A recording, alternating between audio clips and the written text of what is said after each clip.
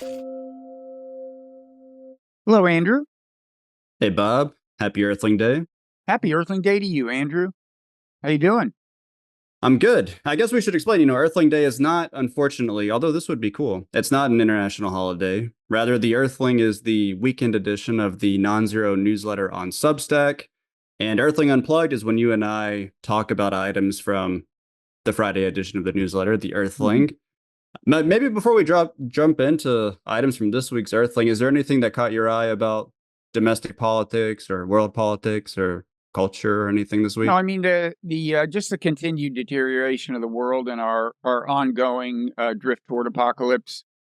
Let's see. So, like this, I think this thing in Ukraine is a little concerning. Hmm. The way we're planning to authorize the long range missile strikes into Russian territory, and Putin has now said very publicly we will take this to mean we are now at war with NATO, basically. I mean, isn't that what he said more or less? He did. Yeah, he said that. I don't know what the status of this is. I mean, first there were rumors that the US and Britain were considering authorizing, or as they put it, like loosening these constraints on Ukraine to use Western-made missiles deeper into Russian territory. And then it's like those rumors were confirmed, but then I don't know if actually the decision has been authorized. But in any case, yeah, Putin came out and said that Russia would consider itself at war with the West if that hmm happened. And I don't know if you saw this, but Michael Kaufman, the Ukrainian American analyst of the Russia-Ukraine war, he's been saying that, I don't know if he puts it this way, but basically that it's a plausible thing for Russia to say. Because if Ukraine was using these missiles to strike Russia, we would be intimately involved in the logistics and the planning and Well, that's other Putin's things. point. Mhm. Is that the U.S. person? I mean, that's the way that was his line. Is that U.S. personnel would have to be involved in the targeting or something, Yeah. and so Kaufman said that makes sense because Yeah, he was Kaufman on. is very, he was born in Ukraine, very good Mhm. analyst. Clearly, well, he certainly doesn't deny that he's pro-Ukraine. I would say that occasionally colors his presentation of things. I mean, Right. I don't mean he doesn't have integrity or anything. I just mean he's human. And so that's interesting. So he sounded a little concerned. I mean, He did. Yeah. yeah, I saw a tweet by him that I didn't have time to take a closer look at. Maybe I'll be trying to. What Uh, I'm referring to was someone, it wasn't a tweet by him. I think he went on a podcast and somebody was quoting his comments from that podcast, in which he was basically, it sounds like, just kind of confirming what Putin said about how the West would be very involved in helping to launch these missiles. And that's kind of the reasoning that Putin put forth. And yeah, a lot of analysts I've noticed are changing their tune or have changed their tune. Even someone like Matthew Kronig, if you know him, like he's the guy who thinks it's always time to bomb Iran. yep. I think he wrote a book called A Time to Attack, and he's had similar ideas about Russia Ukraine, like he's similarly hawkish. I mean, but even he now, I was reading his this debate that he and Emma Ashford have for foreign policy. It's like a written thing where they talk about current events. And he's kind of changed his tune on Russia, Ukraine, basically saying, well, Ukraine clearly can't win this war. So now we need to be thinking about an end game. Mhm. And so he was kind of doing it, I think, to defend Trump's line during the debate with Kamala Harris, when Trump seemed much more eager to bring the conflict to a close. Which I would be curious to get your perspective on that, actually, like the foreign policy part of the debate. Well, I mean, Kamala was full on full full blooded blob hawk. I mean, that was clearly the decision. I like to think that reflects more her political calculations than her inclinations. I mean, there was some additional evidence brought to bear on the Kamala foreign policy question in this David Ignatius column in the Washington Post. Yeah, I read I it. mean, Hmm. let me first say on the Ukraine thing, um, there are, when I had Anatol Levin on, he said there are already acts of sabotage in NATO countries that people think Putin is responsible Hmm. for. And one question is, I mean, it's now that he's gone full on public about this, you would think that if we authorize the strikes, he feels he has to do something that's at least a little conspicuous, right? Hmm. like, oh, a couple of Russian drones. I mean, some may have already drifted over the border into Poland, but maybe more will, and maybe not attack, but like, oh, look, they're in the airspace. You'd think he's got to do something. I mean, sabotage doesn't have an obvious author unless they take credit for it, but maybe he would just do more of that or something. I don't know. I mean, he's not. I think actually Michael Kaufman made that point. He was saying the danger of these long range missiles, Ukraine firing these Western missiles, is not necessarily vertical, nuclear escalation, but horizontal escalation. Like Russia extends the war to NATO countries. And George Beebe made the same point in a recent, I think today, Responsible Statecraft article that's worth reading. Well, that's what Putin is saying. This is horizontal escalation. Yeah. This will carry the war beyond Ukraine's borders and not only into Russia. That's what he's suggesting. And like I said, it's specific enough in terms of what he's saying the red line is that you would think he's got to actually do something. Now, it could be pretty incremental, and neither side is. We're not crazy. They're not crazy. And these things are often managed, as they have been so far in the Middle East, over the last year, without spiraling totally out of control. I mean, if you're in Gaza, things are out of control. But I mean, in terms of horizontal escalation beyond, into full on war with Iran or something and stuff, escalatory things have happened without it escalating to full blown war. So that can happen, but a little alarming. I need to look into these supposed sabotage attacks. I mean, I don't really doubt them. Anatol Lieven, in that conversation that you referenced earlier, did say that every time a trash can catches on fire in the West, people think Putin's behind it, which I thought was funny. In the Czech Republic, where I lived, it's one of the countries where a Russian sabotage attack has allegedly happened. I think there was a weapons depot that exploded. But that was a while ago. That wasn't related to the Russia-Ukraine war, at least the one that I'm thinking of. Apparently, it was a pretty big explosion in the Czech Republic. I think found some Russians that they thought were behind it. But what did you want to say something about this David Ignatius column? Yeah, I think that's where I saw the alarming report that Phil Gordon, this apparently key Kamala Harris foreign policy aide, whose praises we had tentatively sung in the newsletter based on his anti-regime change book and his reported position on arming the Syrian rebels when he was in the Obama administration. He was against it. I think that's where I read that he actually opposed full withdrawal from Afghanistan. Yeah, you're thinking of the right column. I mean, I think it was worded in such a way that it possibly implied that Biden's particular plan for withdrawal was what he was objecting to, in which case he might have been prescient, because it was such a debacle. Maybe he was objecting to the way they were doing it. Maybe. But anyway, then also Ignatius got into, pretty high up in the piece, he, which is overall, an assessment of Harrison foreign policy. He got into this thing where, when she was, I guess this was early in the Biden administration. Anyway, an example of her substantial involvement of foreign policy was her reading some intelligence report or something that seemed to describe female foreign actors or somebody in gendered language. And she launched a whole investigation about the use of gendered language in intelligence reports. Yeah. Now, I'm not going to totally dismiss that issue. I just don't think the biggest problem with American foreign policy is the use of gendered language in intelligence reports, right? I mean, I assume she means things like saying that, what would it be? It was like some female, Angela Merkel got emotional or something. Right. That's what I was imagining. Angela something Merkel, like I that. don't think would get very emotional, but anyway. Right. Well, I don't know. I think hasn't she been known to shed tears during meetings with leaders? I applaud that. Yeah, that's what I was imagining. I mean, if you kind of divorce it from wokeism and that kind of, those kinds of cultural issues, and just imagine that she was saying that there's a systematic misrepresentation of how other leaders operate because female leaders are more likely to be portrayed in the way, this way, they're emotionally driven or something like that, then I could see the reasonableness of Kamala wanting them to look into that. But yeah, I agree. I mean, it was weird that it was so high in the piece. One thing that was kind of reassuring even about that to me is I had heard, Helen Andrews, the conservative commentator at the American Conservative.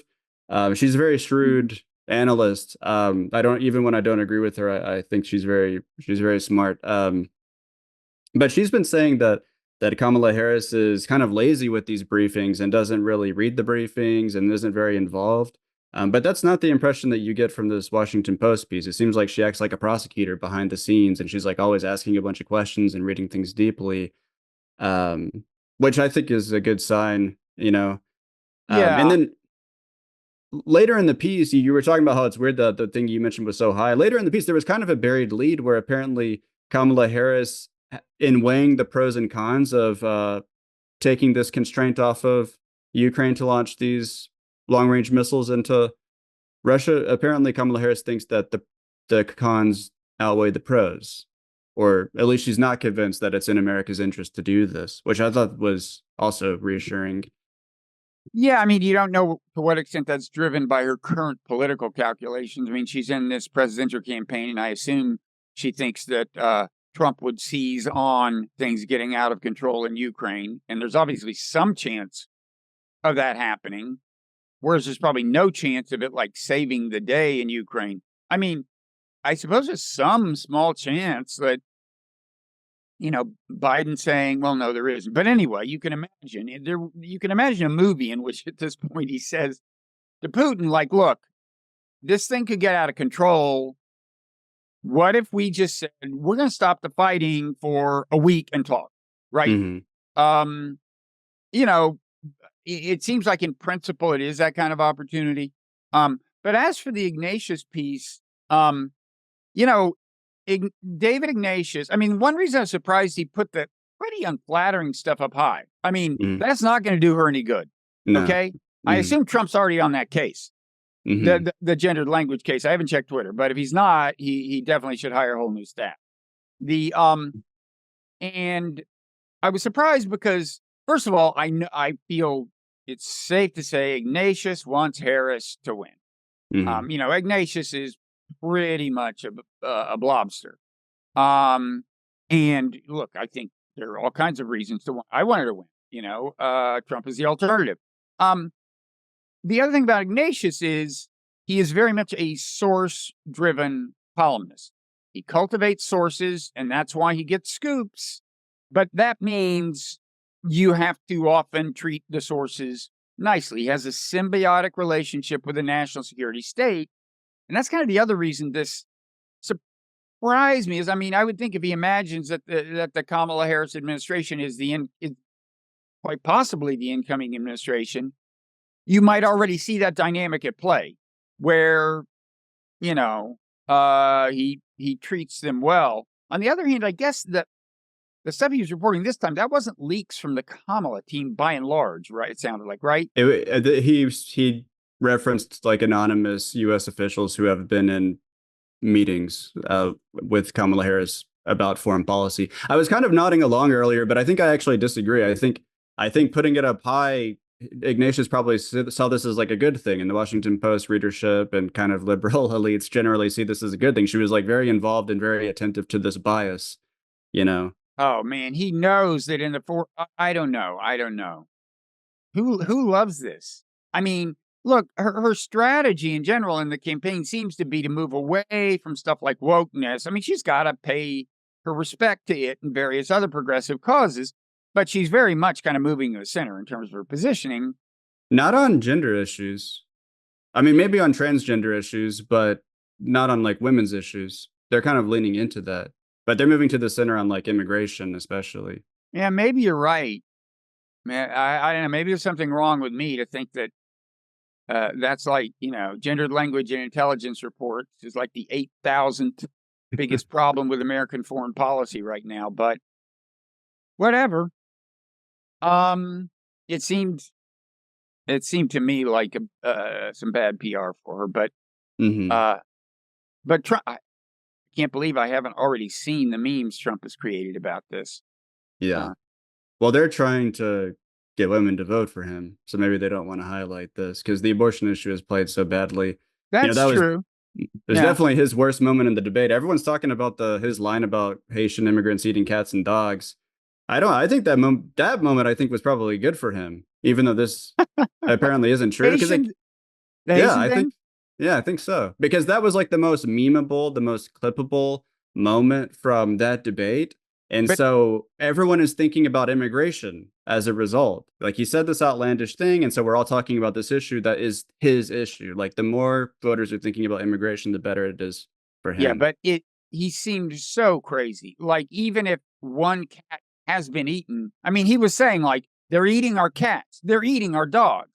It Yeah. just seemed like, to everyone but the hardcore Trump supporters, he sounded like a crazy person. But then like we're talking about that right now. And so a But lot of I people don't think now it's the case that all publicity is good publicity. You know, Trump. we can talk about Ted Bundy.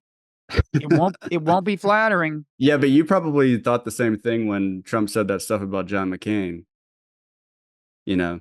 Actually, no.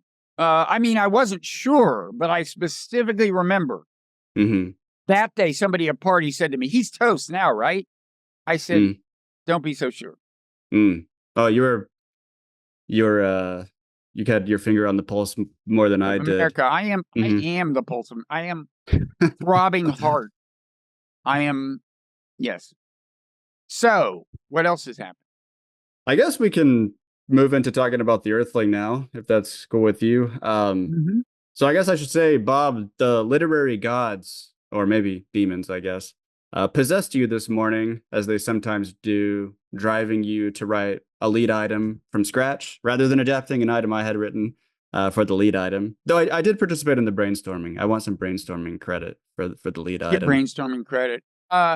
Yeah, I mean, two things happened. There was an AI story that I discovered at midnight last night, and figured we kind of have to include that. So I Mm-hmm. wrote that up, and then yeah, I just I mean, as you know, there are going to be changes in the Earthling, the newsletter broadly. There's going to be more content in the newsletter broadly. The character of the Earthling is going to change a little, so we're going to be less kind of lead driven. But we have in the past thought about each Earthling as having this like main story that's at the top, and you like it to be, well, you like it to meet various criteria, and you like to not overdo certain themes week after week, and all of that led me to think that uh, although the piece that might have been the lead, you mean the Gaza piece?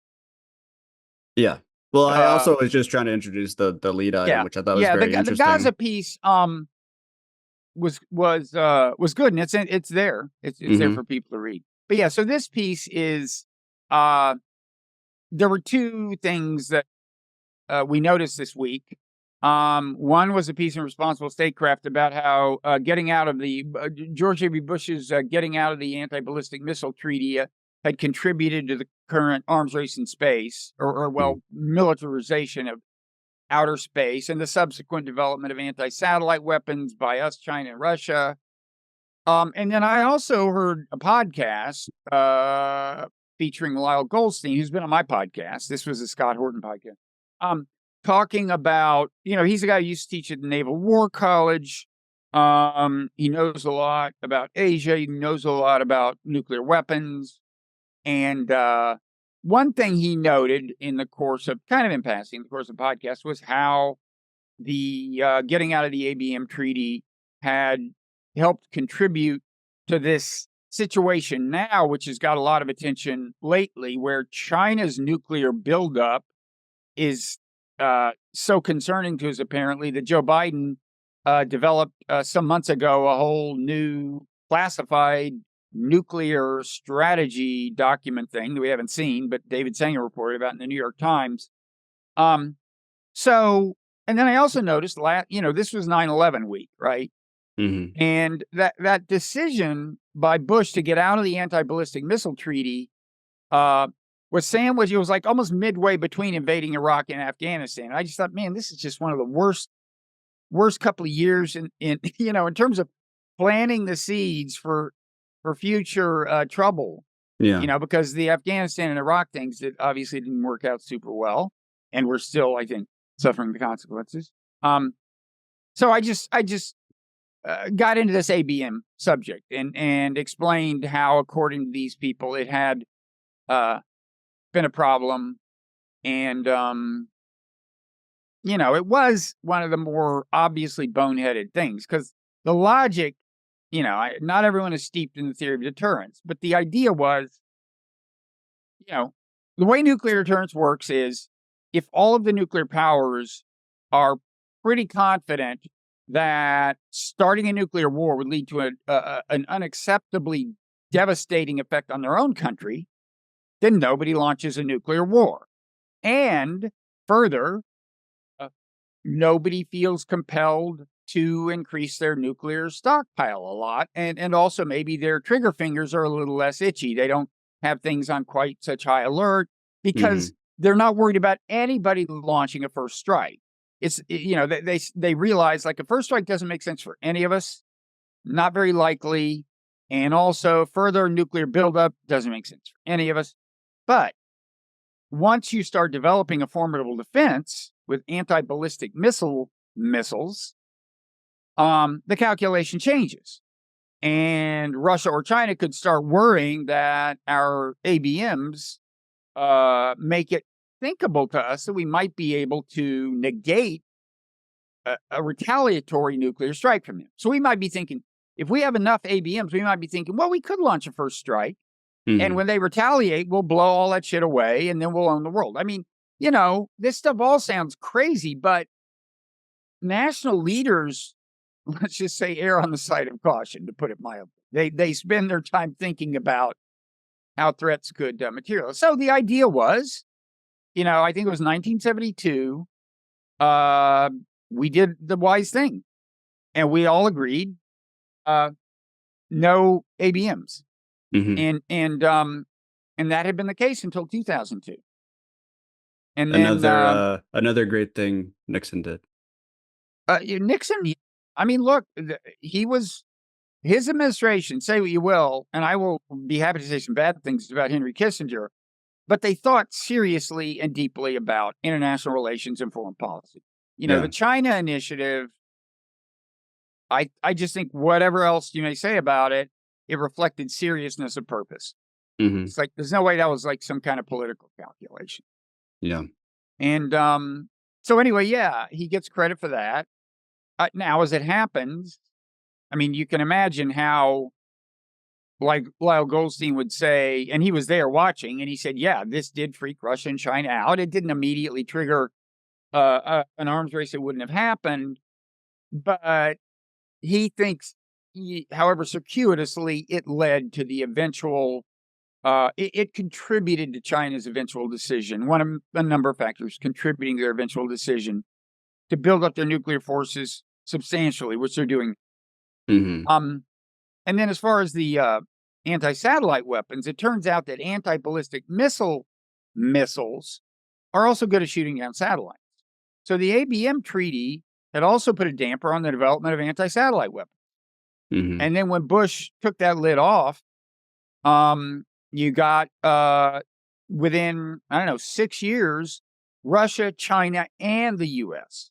had used these, kinds of missiles to smash their own satellites in tests. We said ours wasn't a test and that the satellite needed destroying. Anyway, they had all three countries had blown up their own satellites. And we were kind of off to the, so now everybody was in anti-satellite weapon mode, in terms of thinking about like, this is just a thing. And so that was the point of this guy who wrote the Responsible Statecraft piece. Yeah.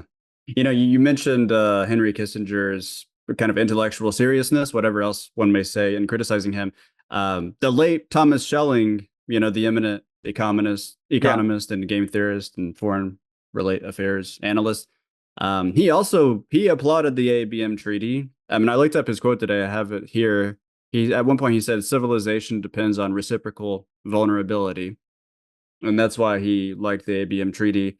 And in my view, this is something that distinguishes today's supposedly tough-minded, kind of anti-idealistic foreign policy hawks from America's leading analysts during the Cold War. Because the Cold War analysts, they really engaged in some like hard-nosed pragmatic reasoning that led them to support stuff like this. Like it seems a little counterintuitive, like limiting Yeah. America's defenses so that adversaries can be assured that they can destroy us, you know. Yeah. Um, I mean, this was, I don't really remember much about the movie Doctor Strangelove, but this whole way of thinking was satirized. Mutually assured destruction was satirized, right? mhm. um, The doomsday machine idea, yeah. Mhm. but it was a serious, I mean, that was the thinking, that mutually assured destruction is stabilizing. Well, I mean, once you got the nukes, it might be better not to have the nukes, but you got them. And so you want to create a situation where no nation is contemplating a first strike or worried about a first strike. Mhm. And that's what mutually assured destruction was designed to do. And, you can talk about these warmongers at Rand, which some, uh, anti-Vietnam activists talked about at the time. I think Schelling was probably at Rand for a while. I don't know. He was Mhm. at Harvard too. I actually had a couple of conversations with him. Hmm. Um, he went to the same Y I did in Washington. What And did he do? Wait, was he a swimmer? I didn't know. I just saw him in the locker room. He's like taking his clothes off. I said, like, "Are you Thomas Schelling?" And he said, "Yes." And I'm glad because cases of mistaken identity are super embarrassing when neither person has any clothes on, right? But and then I asked him if I could call him, and I was writing my book Nonzero, so I called him and talked through some ideas. Mm. Uh, and he was very helpful. But yeah, he was a very serious guy. I mean, I guess some people took him.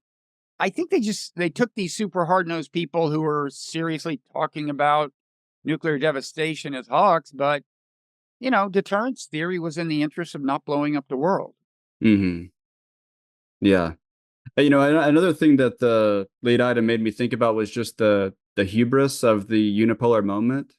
I mean, like in the short-sightedness of the policies that we pursued during that. I was thinking earlier that if I was like a cartoonist commissioned to draw a cartoon representing the folly of withdrawing from the ABM treaty, it would be Mhm. Condoleezza Rice, who was like uh she was like a White House spokesperson defending the policy of withdrawing from the ABM treaty. It would be Condoleezza Rice standing in the rain, holding an umbrella that's keeping rain off of her, and saying something like, "Oh wow, it's so dry. I guess I could put the umbrella down." That's what happened. Really, it was like they they thought that we didn't need to manage relations with the great powers because we had won. We were the only big dog around now. Great power competition is something in the past that we don't need to think about. So this strategic architecture that kept the Cold War from turning hot, we can just kind of throw it out the window because what do we care? And well, Yeah. you make the point, I guess, by implication that that the thinking that led to those kinds of policies, it really led to the mess that we have today, which is a very dangerous mess. Yeah. And this was partly just the influence of the neoconservatives, but the hubris had started, I think, in the Clinton administration. The post-Cold War hubris had Hmm. probably started in the Clinton administration, and that's part of what it was. I mean, it's funny. Condi Rice did not, and I guess she never became one entirely. Dick Cheney is somebody who I think had once been considered a realist and became kind of a full-blooded neocon. Uh, Hmm. but and then there were also people in the administration who had been that all along. But the Yeah, there's like I think there's like videos of Dick Cheney talking about why invading Iraq would be stupid, like a full-scale invasion, because he was saying, well, there's all these different ethnic groups and this like religious tension within Iraq, and so if the country has a vacuum of power or something at the top, then you can imagine it kind of splintering into these various factions, and it's going to be really well, chaotic. that may have been during the Persian Gulf War. I think he Secretary of Defense during because the first Bush administration made the decision not to Yeah. go to Baghdad. Their their authorization from the Security Council was to roll back the aggression, get Iraq out of Kuwait, and they did. And they decided not to then try to do regime change. And I think Hmm. Cheney at the time was fine with it. That's what I mean. Cheney was considered a realist at one point. I was curious because I don't know the answer. Do you know what was the public reaction to the withdrawal from the ABM treaty? Like, did Democrats support the withdrawal? Did the media play along? I remember not liking it, but I don't remember any kind of big uproar. I mean, I remember the real arms control nerds not liking it and activists Hmm. not liking it. But, again, this is not long after 9/11, Hmm. and there was a very hawkish, Bush. This is before the Iraq War. Up until the Iraq War, he was very popular after 9/11. There was a Yeah. rally around the flag effect. He had like 90% approval rating. Yeah, the Mm. Afghanistan war was still going okay at this point. Um, and so no, I don't remember a lot of pushback. It's kind of funny. Like it merited apparently little comment here, and it's like a really big deal in Russia and China. Well, it's Um, just an obviously stupid thing. It's an mhm. obviously good treaty. And I don't know what they thought. Did they think that it actually was possible to build an effective missile defense? We still don't have one, Well, and nobody thinks it's doable. the public defense of it was, well, we're not at war with Russia anymore, so why should we have, if we don't have a Cold War mentality, then why should we have a Cold War strategic architecture? We need to now focus on new threats. They were thinking of North Korea and Iran, Right. and so they said they wanted ABM systems to counter emerging threats from Iran and North Korea. Part of this axis of evil that David from.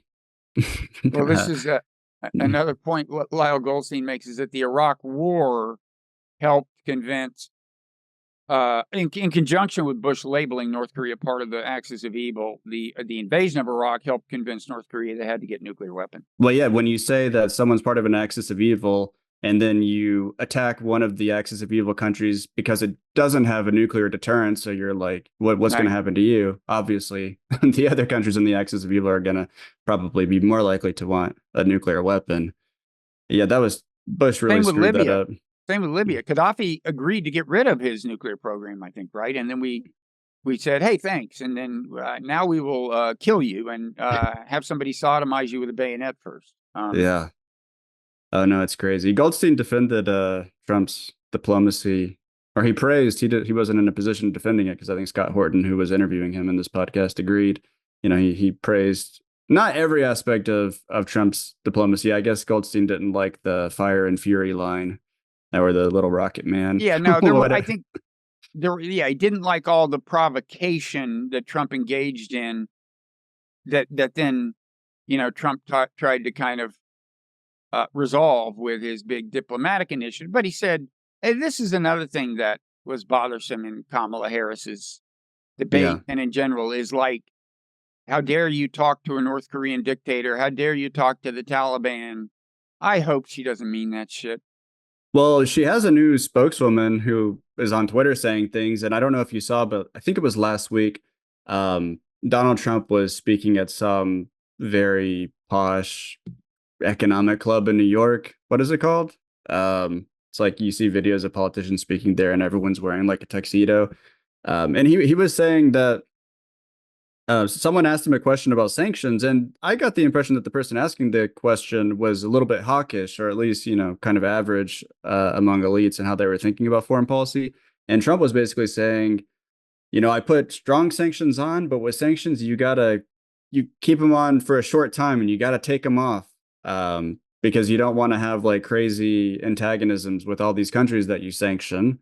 Which And of course then he never took them off. He's just saying that Biden should have.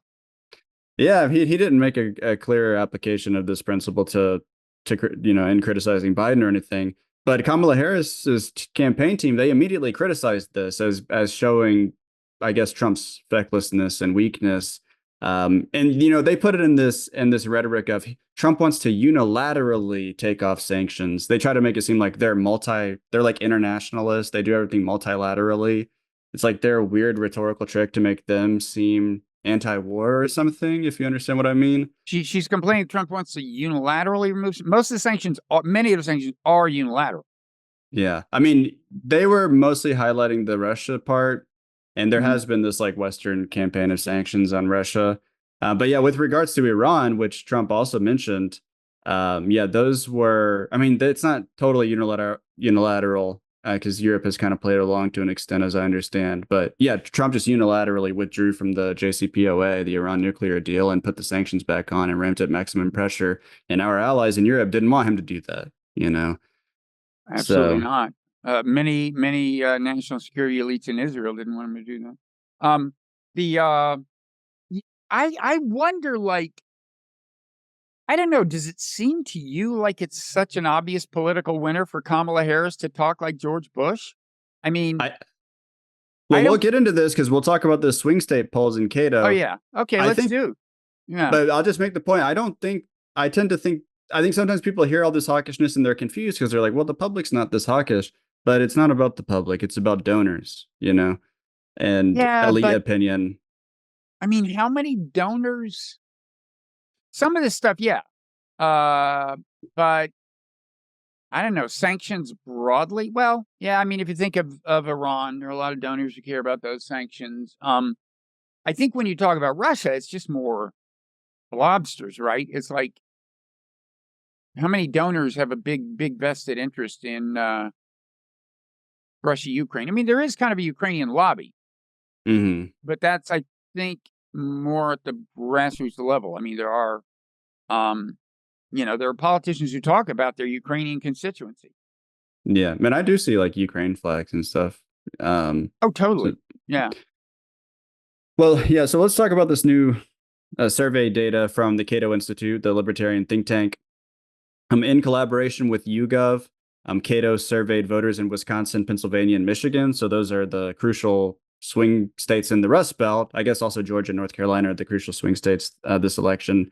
Um, and as we write in the Earthling, the survey yielded or brought some encouraging results for advocates of foreign policy restraint. Seems like there's a lot of restrainers like in these states. And Hmm. it also brought some head scratching results for advocates of ideological coherence, which is how we put it in the Earthling. And we have some graphs created by Clark McGillis so people can see the actual specific numbers. But most respondents in these states said the US is too involved in foreign conflicts, that it should have a shared rather than a dominant global leadership role, and that there should be an immediate ceasefire in Gaza. Honestly, that last one was a little less interesting to me because it's the kind of question where it just sounds nice. So people with Right. a range of views on this conflict will say they support it, but the numbers were really high, upwards of 70%. So it's still worth mentioning. And as for the head scratching answers, the voters say they prefer Trump over Harris on foreign policy, and they think he's more likely than Harris to keep America out of foreign wars, but they also think he's more likely to get the US involved in World War III, which is, it seems a little difficult to square that circle. Have you had any thoughts about Yeah. this? I mean, I guess maybe they think if it's a world war, it's not foreign. It's still it's everywhere. But the um but no, seriously, I mean, first of all, you don't know that it's the same people saying, a majority of people asked said the thing about World War III, and a majority of people asked said the other thing. We don't know what the overlap between those Mm-hmm. two. And in fact, I had to word the item, do a little tweaking of the item, Hmm. as you may or may not have noticed. That my editing may have been so masterful you didn't notice, but to make clear, we were not assuming what wasn't necessarily the case. Mm-hmm. But I don't. Aside from that, it just seems pretty weird. Yeah. That, um, I mean, we asked the readers of the Earthling uh, to give their theories in the comments because it is obviously really strange. One thing I was thinking that the questions were worded differently. In one case, it was like, do you think that which presidential candidate do you think will keep us out of foreign conflicts? And right. the other one was, which one do you think will pull us in? So maybe there's like this idea that Trump is just more inclined toward action as opposed to inaction. Like he'll do Mm-hmm. something to make sure we don't get involved in a conflict, and then he'll also maybe do something to drag us into World War III. I don't know. That's probably a terrible theory, but I did notice there was some difference in how the questions were worded. I mean, in a certain sense, I guess if you told me I had given these seemingly contradictory answers and asked me to defend them, the closest I would come is to say, look, Trump does want to avoid wars. I can see him trying to pull troops out of here and there. I can, and so on. But he's also reckless. Mm-hmm. And recklessness can get you into a world. Because those two things are actually true. He is reckless. Again, I bring this up all the time, but that Soleimani strike was fucking crazy. And it almost did, he had to then endure the heat of not retaliating against Iran after they blew up American barracks and gave concussions to 100 American soldiers in retaliation for his bizarro fucking assassination of this Iranian official while he was in Iraq, thus antagonizing the Iraqi government as well, a supposed friend of ours. That was nuts. And I think that Soleimani was even in the midst of like transmitting ideas for a peace agreement, or not a peace agreement, but some sort of rapprochement with Saudi Arabia. I think he was doing something in Iraq that in theory we should have approved of. So Trump had him killed. Yeah.